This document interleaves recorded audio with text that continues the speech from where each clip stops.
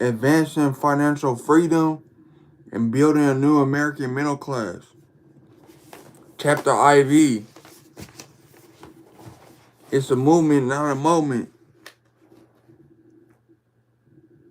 Empowerment through education is more than a push for policy changes or curriculum overhauls. It's a cry for a cultural shift, a change in the way we view and value financial education.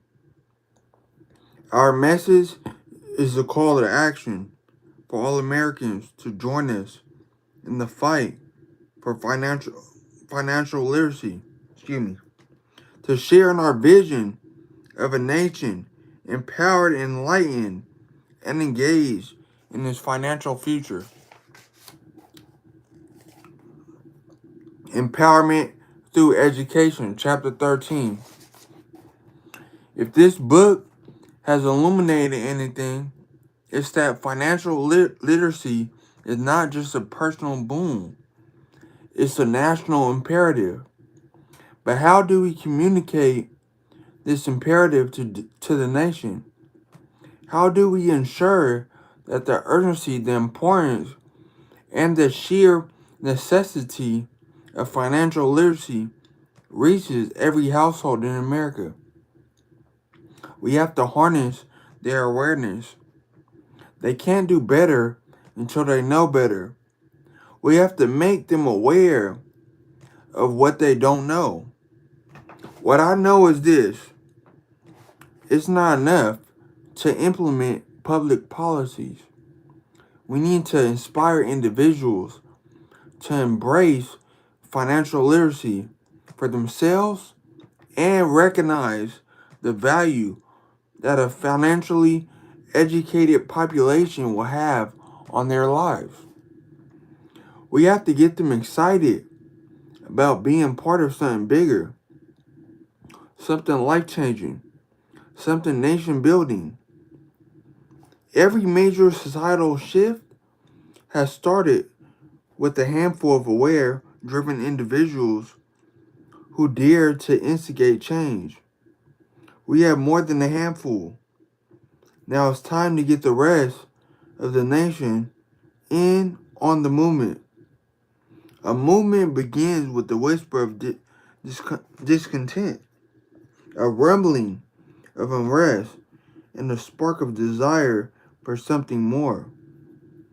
Eventually, this discontent, unrest, and desire into a unified message. Messages are the heart of any movement. They carry the dreams, the desires, the goals, and the aspirations of a collective seeking change. Messages serve as a rallying cry, the banner that unites folks from different walks of life under a common sense or a cause. It's the hook, the headline, the tweet, the soundbite that draws attention, piques interest, and fuels the fire of collective action. Okay, that's good. For our financial literacy movement, the message is simple yet profound. Empowerment through education. It highlights the direct connection between financial literacy and individual prosperity, community development, and national growth. To make this message resonate, it needs to be omnipresent, embedded in our daily lives. It needs to echo in our classrooms, perpetrate in our homes and communities, and reverberate through our workplaces.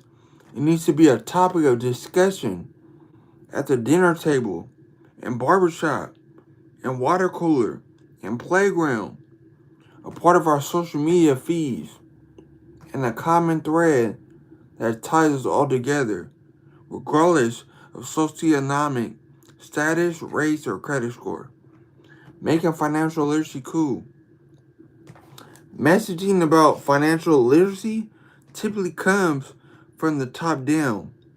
The content and the method of delivery are decided by those in the upper echelons of the institutions that play a significant role in our financial systems: banks, credit unions, investment firms, government bodies, and localized nonprofits.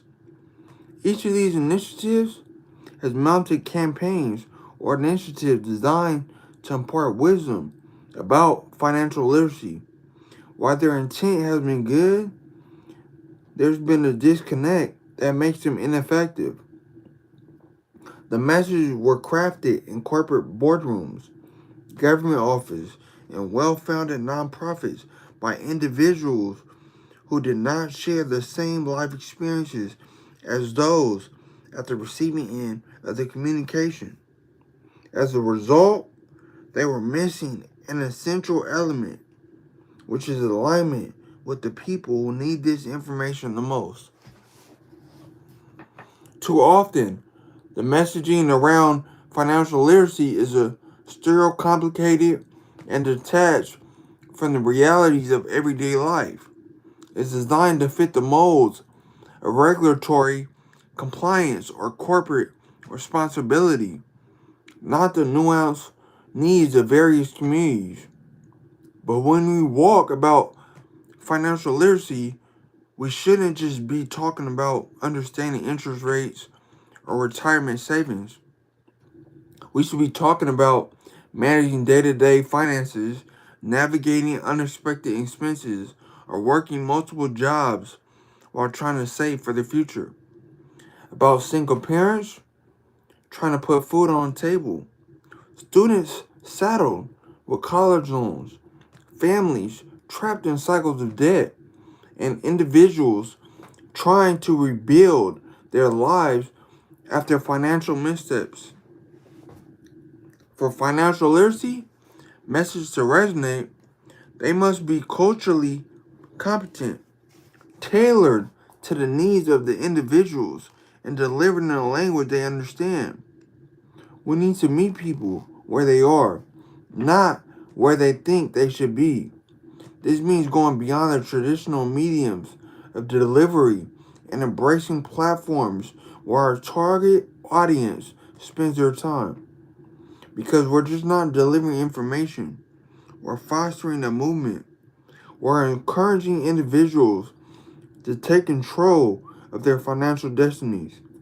That means the messaging should not come as a directive, but as a dialogue.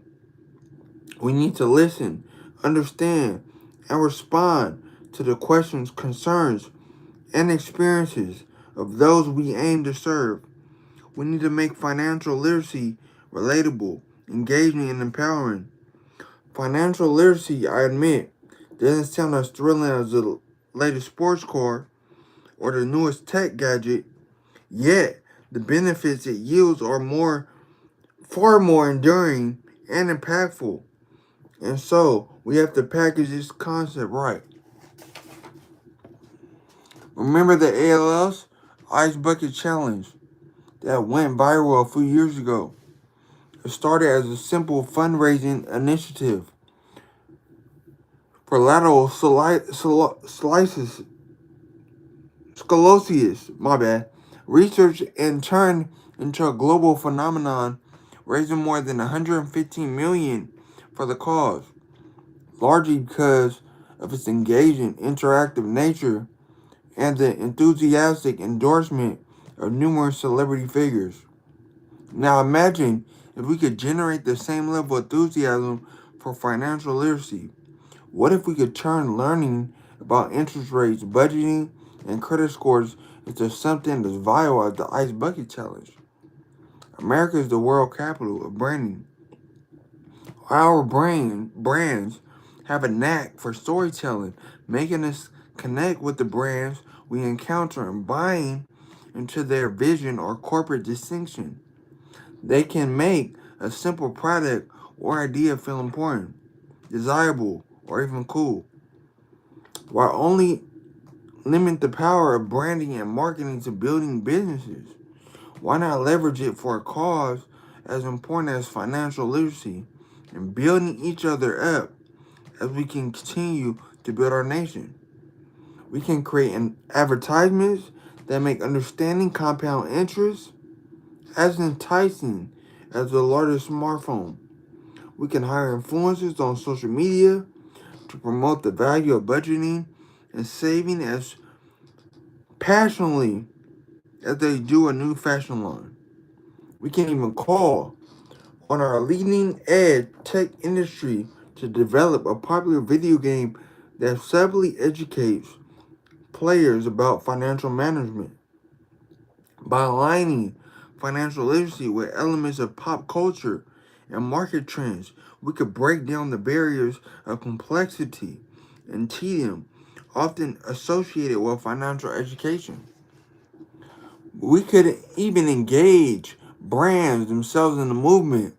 For example, a bank could offer small special account perks to customers who complete a financial literacy course, or a retail brand like Target or Walmart could offer discounts to consumers or customers who demonstrate savvy budgeting practices.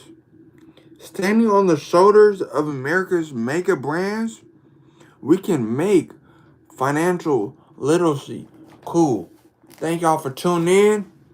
This is one of my favorite books, Financial Literacy for All, by John Hope Bryant. It's about disrupting struggle, advancing financial freedom, and building a new American class. So later or tomorrow, I'll be reading chapter 14. Join the movement. Thank y'all for your time. Keep thriving. Let's go. We global.